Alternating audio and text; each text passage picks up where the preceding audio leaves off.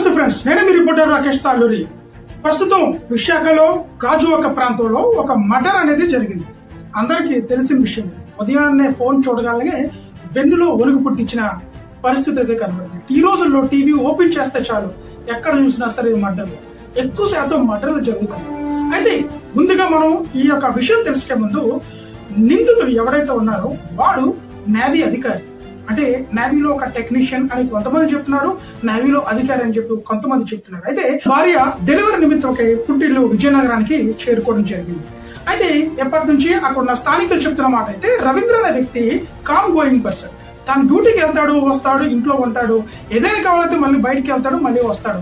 ఇలాంటి పరిస్థితి ఒక 1 year పాటు ఈ ఫ్లాట్ లో ఉంటున్నాడు. కాబట్టి మేము చూస్తున్నాం, ఆయన ఎక్కడ కూడా తాగి అసహ్యంగా ప్రవర్తించినటువంటి పరిస్థితులే ఎక్కడా లేవు. అపార్ట్మెంట్ లో కూడా సీసీ కెమెరాస్ ఉన్నాయి. అక్కడ అపార్ట్మెంట్ లో ఎవరి పని వాళ్ళు చేసుకునే పనే. అని ఈ రోజుల్లో పక్కింట్లో ఎవరు వస్తున్నారు, ఎవరు వెళ్తున్నారు అనేది ఎక్కడా లేదు. ఎందుకంటే అపార్ట్మెంట్ అనేది ఏంటంటే ఒక సేఫెస్ట్ ప్లేస్, కానీ ఎవరి విషయాలు కూడా పట్టించుకునే కాదు. అదే కానీ ఒక ఇండిపెండెంట్ హౌస్ లో ఉంటే ఎవరింటికి ఎవరు వచ్చినా సరే చుట్టుపక్కల అడిగే పరిస్థితి కనబడుతుంది. కాబట్టి అది అపార్ట్మెంట్ అయ్యుండి కూడా ఈ యొక్క నిందితుడికి ఒక ప్లాన్ గా అంటే ఈ యొక్క స్కెచ్ అమలు చేయడానికి కూడా సులువు మార్గం అయితే కనబడింది. అయితే ఇక్కడ విషయం చెప్పుకున్నట్లయితే, తన రవీంద్ర పోలీసు విచారణలో చెప్తున్న మాట ఏంటంటే, అమ్మాయి నా యొక్క ఐడి కార్డ్స్ తీసుకొని నన్ను బ్లాక్ మెయిల్ చేస్తుంది, నీ పరువు తీస్తాను, నువ్వు కానీ నాకు డబ్బు ఇవ్వకపోతే ఆ నలుగురిలో పెడతాను అనే దానికి ఇతనికి మనస్తాపానికి గురయ్యి తను మర్డర్ చేశాడు. వాస్తవానికి చెప్పుకుందాం, ఒకవేళ ఐడి కార్డే తీసుకునేట్లయితే, ఒక ఐడి కార్డే తీసుకుంటే, నేను ఐడి కార్డు కోసం డబ్బు కోసం నీ పరువు తీస్తాను, నేను ఇబ్బంది పెడతాను, నలుగురిలో నేను తీసుకొస్తాను అంటే పెద్ద క్షమలో కూర్చొని మాట్లాడితే సరిపోతుంది కదా. లేదు అనుకుంటే పదా పోలీస్ స్టేషన్కి నేను వస్తాను, ఎందుకంటే నువ్వు చేసిందే తప్పు. నీ పెళ్ళైనా సరే ఇంకొక అమ్మాయితో సహజీవనం చేస్తుందే నువ్వు తప్పు కదా. అలాంటప్పుడు నువ్వు పరువు కోసం ఎందుకు ఆలోచిస్తావు? పరువు పోతే నువ్వు స్టేషన్కి వెళ్ళా పరువు పోతుంది కదా. అదే కానీ నువ్వు ఈ పని చేయడం వల్ల ఈ రోజు నీ జీవితమే పోయింది కదా. అంటే అక్కడ జరిగింది, ఇద్దరి మధ్యలో జరిగిన సంభాషణ ఏంటో అనేది తెలియదు.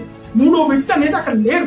ఈ రవీంద్ర అనే వ్యక్తి తను మర్డర్ చేసిన తర్వాత ముక్కలు ముక్కలుగా నడిగి 3 బ్యాగుల్లో పెట్టి, 2 బ్యాగులు ఫ్రిడ్జ్ లో పెట్టి, ఒక బ్యాగ్ తీసుకెళ్లి కాల్ చేసి, తలకాయని తీసుకెళ్లి పెందుర్తిలో పడేసి, ఇవన్నీ చేసిన తర్వాత ఇంకా ఏం చేయాలో తెలియక తన మనస్తాపానికి గురయ్యి నేను కూడా ఆత్మహత్య చేసుకుంటాను అని స్థితిలోకి వెళ్ళి తన ఫ్రెండ్ కి ఫోన్ చేసి, నేను ఇలా చేశాను, ఇలా జరిగింది కాబట్టి నాకేం చేయాలో తెలియట్లేదంటూ వాళ్ళ ఫ్రెండ్ వాళ్ళ తల్లిదండ్రులకి చెప్తే, వాళ్ళ తల్లిదండ్రులు పోలీసులకు లొంగిపోమంటే నువ్వు లొంగిపోయావు కదా.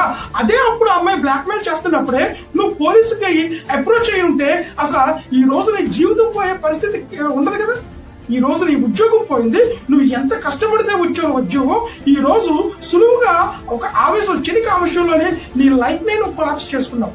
అయితే అసలు ఈ మౌనిక అన్న అమ్మాయి ఈ రవీంద్రకి ఎలా పరిచయం అయింది?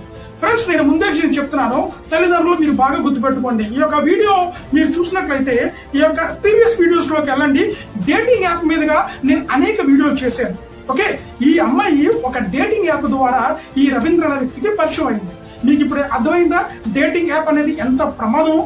అనేక సార్లు నేను చెప్తున్నా, డేటింగ్ యాప్ అనేది చాలా ప్రమాదకరం. తల్లిదండ్రులు మీరు ఇబ్బంది పడితే పడండి, మీ పిల్లలు మిమ్మల్ని తిట్టుకున్నా పర్లేదు, మీ పిల్లల ఫోన్స్ మీరు చెక్ చేయండి. ఎందుకంటే మీరు పిల్లలు కన్నారంటే సమాజంలో మీ పిల్లలు చాలా చక్కగా జీవించాలి. కానీ ఈ రోజు ఒక రవీంద్ర లాగా మచ్చబడేటట్టు మీరు తెచ్చుకోమాకండి. ఈ రోజు తల్లిదండ్రులకి అదొక మచ్చ కింద లెక్క, భార్యకు కూడా అదొక మచ్చ కింద లెక్క. నీ భర్తలా చేశాడంట, ఒక అమ్మాయితో సహజనం పెట్టుకుని తను చంపేశాడంట, నీ ఏడిపించారా, నేను ఇబ్బంది పెట్టారా అనేది ఈ రోజుల్లో ఎవరికి అది ఉండదు. ఎందుకంటే అదంతా సెకండరీ. ఫస్ట్ ఆఫ్ ఆల్ నువ్వు అమ్మాయిని చంపావు, నువ్వు నిందితుడివే. కాబట్టి ఆ అమ్మాయిని ఇబ్బంది పట్టిందా, అయ్యో నువ్వు మంచోడే అని చెప్పరు కదా.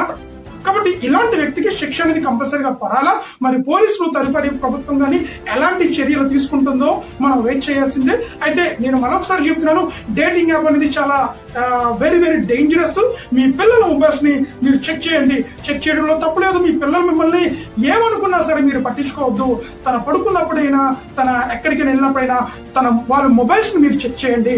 ఎందుకంటే మీరు మీ పిల్లల్ని మంచి దారిలో తీసుకెళ్లాలంటే మీరు ఒక బాధ్యత. ఫస్ట్ స్టెప్ తీసుకోండి. మీ పిల్లల మీద మీకు నమ్మకం ఉండొచ్చు. ఇప్పుడు ఇదే మౌనిక మీద వాళ్ళ తల్లిదండ్రులు మీడియాతో చెప్తున్న మాటలు ఏంటంటే, మా కూతురు ఏ తప్పు చేయదు, మా కూతురు చాలా మంచిది, మా కూతురు మాకు తెలియకుండా ఏ విషయంలో చేయదు, ఏ తప్పు కూడా ఏ స్టెప్ కూడా తీసుకోదు అని తన తల్లిదండ్రులకి తన కూతురు పట్ల నమ్మకం ఉంది కదా. మరి నమ్మకం ఉన్నప్పుడు కూతురు ఒక్కొక్కసారి ఈవెంట్లకు వెళ్ళేటప్పుడు 2 రోజులు 3 రోజులు కూడా రాదు అని చెప్పి అంటున్నారు. అట్లాగే వెళ్ళింది అనుకున్నా కానీ ఈ రోజు ఇట్లా చనిపోతుందని అనుకోలేదని చెప్పి ఈ రోజు మీడియా ముందు బాధపడుతున్నారు కదా. అదే కానీ మీరు ఎక్కడికి వెళ్తున్నారు, నువ్వేం చేస్తున్నావు అని ఆరా తీస్తే ఈ బాధ ఉంటది కదా. ఇంత టైంలో ఎక్కడున్నావు? ఏదైనా 1 గంట అయినా, రాత్రి 12 అయినా, 2 అయినా నువ్వు ఫోన్ చేసి ఉన్నావా, తిన్నావా, ఎక్కడ ఉన్నావు అని ఆరా తీసుకున్నట్లయితే ఈ రోజు ఈ పరిస్థితి వచ్చేది కాదు. కాబట్టి డేటింగ్ యాప్ అనేది చాలా ఇంపార్టెంట్. అది చాలా చాలా డేంజర్ విషయం అనేది కూడా మీరు గుర్తుపెట్టుకోండి. ఎందుకంటే అది ఇంపార్టెంట్ కాదు అని మీరు తీసుకోవద్దు. అది చాలా ఇంపార్టెంట్, ముఖ్యమైనది. ఎందుకంటే ఈ రోజు ఒక ప్రాణం పోయిందాగా చాలా మంది డేటింగ్ యాప్ లోనే బలవుతున్నారు. కొంతమంది మగవాళ్ళు బలవుతున్నారు, కొంతమంది ఆడవాళ్ళు బలవుతున్నారు. కాబట్టి ఈ విషయాన్ని మీరు గుర్తుపెట్టుకోండి.